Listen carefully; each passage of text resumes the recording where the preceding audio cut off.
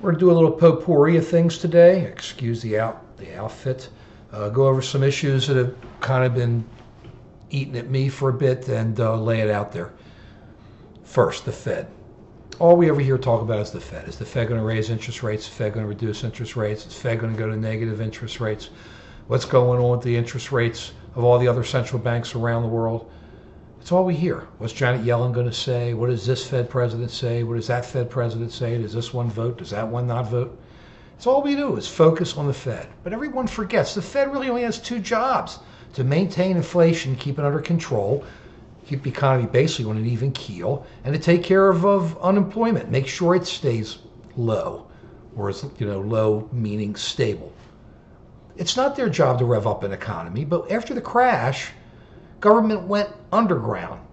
The Democratic Party totally blew it when they owned the Congress and the presidency in the first 2 years, the so-called shovel-ready, the money going out for shovel-ready projects where there were no shovels and nothing was ready.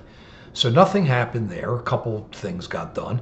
But what turned the economy around, what stopped the crash, was the Fed dropping interest rates. That's all it was.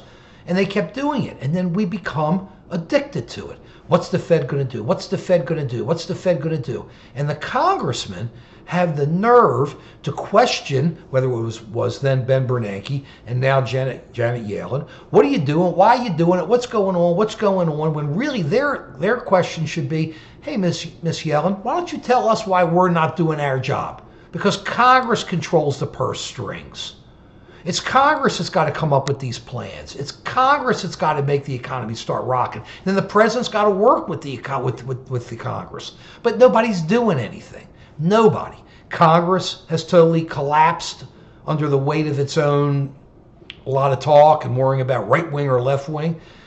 And at the same time, the president is just as doing his executive orders and doing things he should have done years ago, like with the gun situation. He should have dealt with that instead of all the talk in all those years.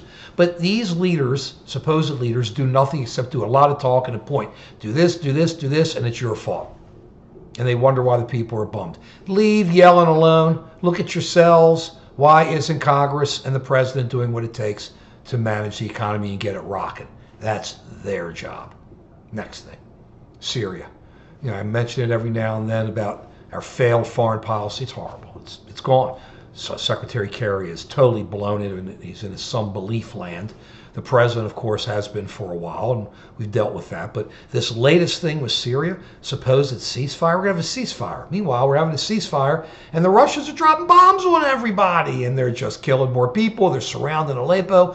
They're backing their bloodthirsty puppet Assad in Syria. They're just taking everybody out, and they're killing all our friends. And then Turkey gets mad, turns around and kills our friends, the Kurds, there too. You just sit there and you go, well, Turkey's our friend at least. But you sit there and you go, what's going on? What's going on? And now today there's an announcement that we're going to work closely with the Russians. The same guys who say there's a Cold War, the same guys who are lining up their troops in certain areas to test the vulnerability of NATO in the Eastern Europe, the same guys who invaded Ukraine, the same guys who blew a jetliner out of the sky and didn't care about it.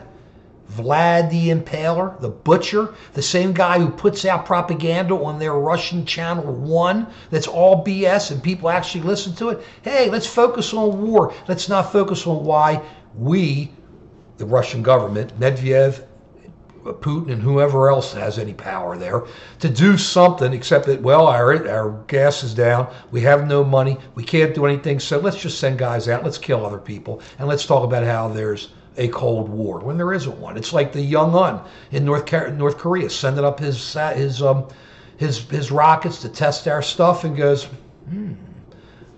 there's a Cold War. And all we do is turn our heads because, yeah, we should just keep saying, yeah, there's no Cold War. And they just keep ramping it up until the next president's going to have to come in and deal with it.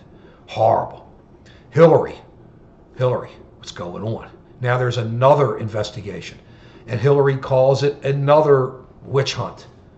And it's always been honest and obvious how we feel about Hillary here.